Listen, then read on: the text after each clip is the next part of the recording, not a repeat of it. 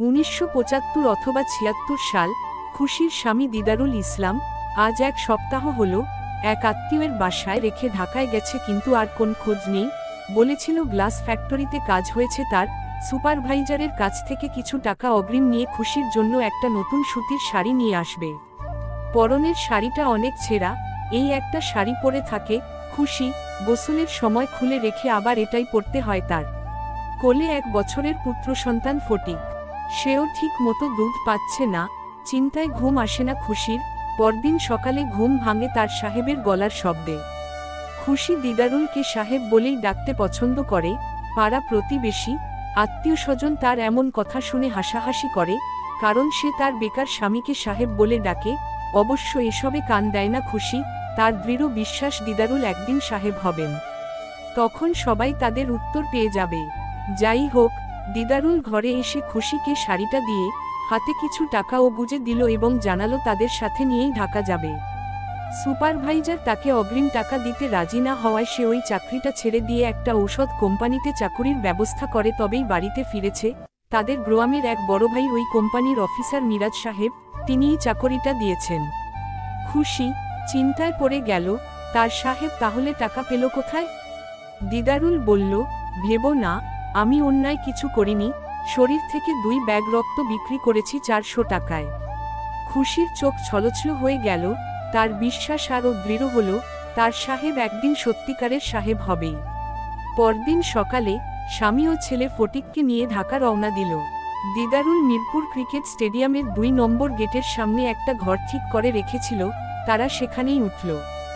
বছর ঘুরতে না ঘুরতেই তাদের ঘর আলো করে দ্বিতীয় ছেলে মদন। 82 সালে তৃতীয় ছেলে আক্তার ও 86 সালে ছোট ছেলে হিরোর জন্ম হয়। 4 ছেলে নিয়ে খুব গোছানো সংসার খুশি। তার সাহেব তাকে একটি 6.5 তলা বাড়ি করে দিয়েছে। কোনো কিছুর অভাব নেই তার সংসারে, শুধু একটা মেয়ের অভাব কুরে কুরে খায় খুশিকে। একদিন সেই অভাবও পূরণ হয়ে গেল। খুশি 5 দিনের একটি মেয়ে বাচ্চা দত্তক নিয়ে নিল। ভাইদের সাথে মিল রেখে বাচ্চাটির নাম রাখা হয় বিথিমণি। অন্য 3 ভাই মেনে নিলেও ফটিক মেয়েটিকে তার বোন মানতে নারাজ। মায়ের অগোচরে সে বিথিমণি বলে ডাকতে পছন্দ করে। 92 সালে মাধ্যমিক পরীক্ষায় স্টার মার্ক নিয়ে পাশ করে ফটিক। সে যেমন দেখতে তার নানার মতো ছোটখাটো ও ফর্সা হয়েছে, তেমনি মেধাবী। মেজ ছেলে মদন হয়েছে তার বড় মামার মতো শ্যামলা গড়নের উঁচালম্বা ও চঞ্চল।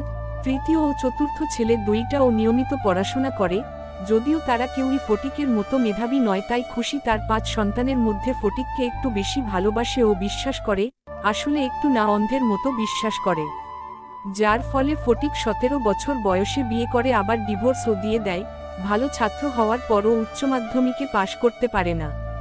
মডেলিং ও দামি দামি জিনিস কেনা, ঘরে নিজের মতামত চালানো, উচ্চাভিলাষিতা, ছোট ভাই বোনের সাথে চাকরের মতো ব্যবহার করা, দিনের পর দিন চলতে থাকে এসব। দিদারুল বুঝতে পারে ছেলের অধঃপতন, কিন্তু খুশি এ ব্যাপারে কথা বলতে নারাজ। তাছাড়া সে প্রচণ্ড ব্যস্ত মেয়েকে ভালো স্কুলে ভর্তি করানো নিয়ে। খুশির পৃথিবীতে মানুষ বলতে এই দুজনই ছিল, ফটিক আর বিথি। এরা যা বলতো, যা চাইতো তাই হতো। বলে লাভ হবে না, তাই দিদারুলও চুপ হয়ে যায় এক সময়ে। 2002 সালে ফটিক আবার বিয়ে করে তার এক টিচারের মেয়ে নূপুরকে, যে কিনা তার ক্লাসমেটও। ফটিকের ভাই আক্তারের থেকে জানা যায় ফটিকের প্রথম স্ত্রী থাকা অবস্থায় নাকি নূপুরের সাথে সম্পর্ক ছিল ফটিকের। নূপুরের ভাই ইমন দরজায় দাঁড়িয়ে পাহারা দিত তাদের।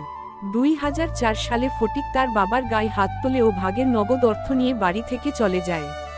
বাবার জীবিত অবস্থায় সে আর বাড়ি ফিরে না। খুশি ও বিথি মাঝে মাঝে তাকে ফোন দিলে গালিগালাজ করে ফোন কেটে দেয়। দিদারুল সব বুঝতে পারে। সে খুশিকে বলে, চিন্তা করো না, আমি মারা গেলে তোমার আদরের সন্তান তার ভাগ বুঝে নিতে আসবে, একটু অপেক্ষা করো। 2016 সালে দিদারুল মারা যায়। বাবার জানাজায় শরিক হতে অস্বীকৃতি জানায় ফটিক। 4 দিনের খরচে তার স্ত্রী আসে, অনুষ্ঠানে উপস্থিত থেকে রাতে খাবার নিয়ে চলে যায়। এরপর দিন খুশি ফটিকের স্ত্রীর সাথে তার বাড়িতে গিয়ে তাকে অনুরোধ করে বাড়িতে ফিরে এসে তার সম্পদ বুঝে নিতে।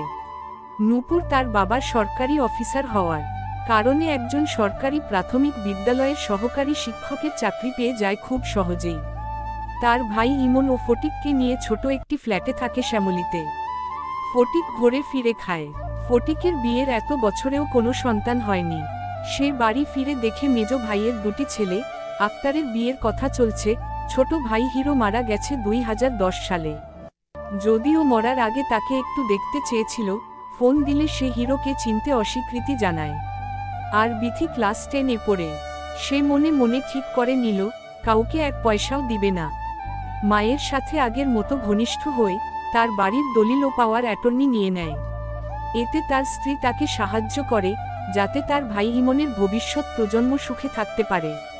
মদন সংসারী হওয়ায় রুজিরোজগার নিয়ে ব্যস্ত থাকে, এগুলো খেয়াল করেনি। আক্তার ও বিথি কিছুটা আঁচ করতে পেরেছিল, কিন্তু ওই যে ফটিকের প্রতি তার অন্ধবিশ্বাস।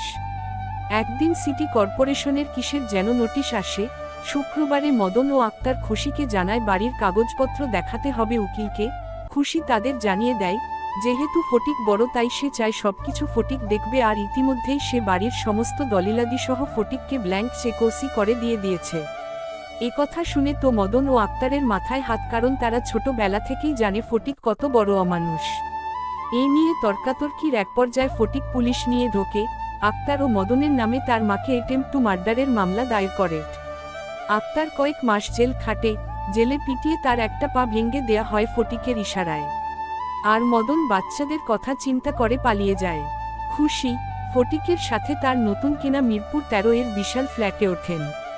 কিছুদিন পর ফটিক আর নূপুর বিথির নানান দোষ বের করতে থাকে এবং এক পর্যায়ে তাকে ফ্ল্যাট থেকে বের করে দেয়। যেহেতু খুশি বিথিকে অনেক স্বাধীনতায় বড় করেছিল, তাই বিথি নিজের স্বাধীনতায় হস্তক্ষেপ পছন্দ করত না, তাই সেও আনন্দেই বের হয়ে যায়। খুশি ভেবেছিলেন ফটিক অন্ততপক্ষে একটা ফ্ল্যাট তার নামে কিনবে, কিন্তু না, সে নিজের নামে দুটি দামি ফ্ল্যাট ও গাড়ি কিনে। নূপুর চারদিকে ছড়িয়ে দেয় তার স্বামীর দুবাইতে গার্মেন্টস আছে। ওয়ারিশদের সম্পদ মারা গাড়িতে চড়ে ফটিক টাকা ছিটিয়ে প্রচার করতে থাকে সে একজন সমাজসেবক। এতে খুশিরই অনেক কাছের মানুষ ফটিকের চাটুকারিতা করতে থাকে। ফটিকের গাড়িতে ঘোরা, ফ্ল্যাটে দাওয়াত খাওয়া, আর্থিক সুবিধার লোভে খুশি বুঝতে পারে সে ঠকে গেছে নিজের ছেলের কাছে। কিন্তু এখন তার করারও কিছু নেই। ইতিমধ্যে ফটিক, তার স্ত্রী ও তার শালা ইমন খুশির সাথে খারাপ ব্যবহার শুরু করে দিয়েছে। ফটিক তার মুখে থুথু ফেলে মারতে আসে। সে উপায়ান্তর না দেখে ওই দুই ছেলেকে গোপনে খবর দেয়। তারা ভাগ চাইলে আক্তারকে বিয়ে করিয়ে দেয় ও বিরুলিয়াতে 5% জমি কিনে দেয়, এই শর্তে যে আজীবন তার বাধ্য থাকতে হবে। কিছু দিন পর কথা কাটাকাটি হয়, যার দরুন এখন কেউ কারো মুখ দেখে না। এখানে সবচেয়ে বেশি ঠকানো হয় যাকে, সে হচ্ছে মেজ ছেলে মদন। তাকে ব্যবসার কথা বলে দুবাই পাঠানো হয়, 3.5 লক্ষ টাকা খরচ করে। আর ফটিক বিদেশের ওই লোককে বলে দেয় কিছুদিন পর যেন মদনকে পাঠিয়ে দেয়া হয়। ফটিক ও তার স্ত্রীর আগে থেকেই ক্ষোভ ছিল মদনের প্রতি, কারণ যেখানে তাদের কোনো সন্তান নেই সেখানে মদনের দুটি ছেলে। মদন দেশে ফিরে আসে শূন্য হয়ে। ফটিক চারদিকে ছড়িয়ে দেয় সে মদনকে 3 কোটি টাকার ব্যবসা দিয়েছে, কিন্তু মদন করে খেতে পারেনি। মদন মানুষের কাছে শুনে আর হাসে।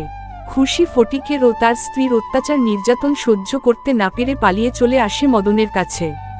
বিথিকে নিয়ে আলাদা ঘর ভাড়া থাকে। সে আর কোনো ছেলে বউয়ের সাথে থাকার ঝুঁকি নিতে চায় না।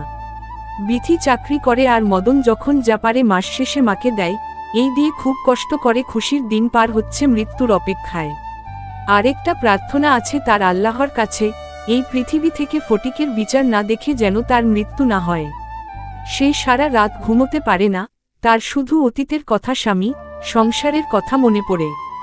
সেই সুবিচারের আশায় অনেকের কাছে গেছে, কিন্তু সবাই ফটিকের টাকার বিনিময়ে চুপ হয়ে আছে।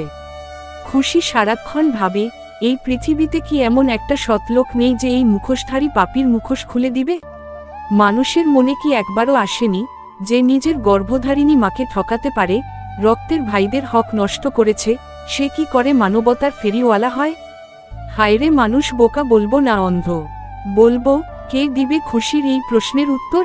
তবে কি অন্যায় অবিচার করে যুগে যুগে ফটিকরা সমাজসেবকের মর্যাদা নিয়ে মাথা উঁচু করে ঘুরে বেড়াবে? আর যারা নির্যাতিত তারা অনাহারে অর্ধাহারে মাথা নিচু করে দিন কাটাবে?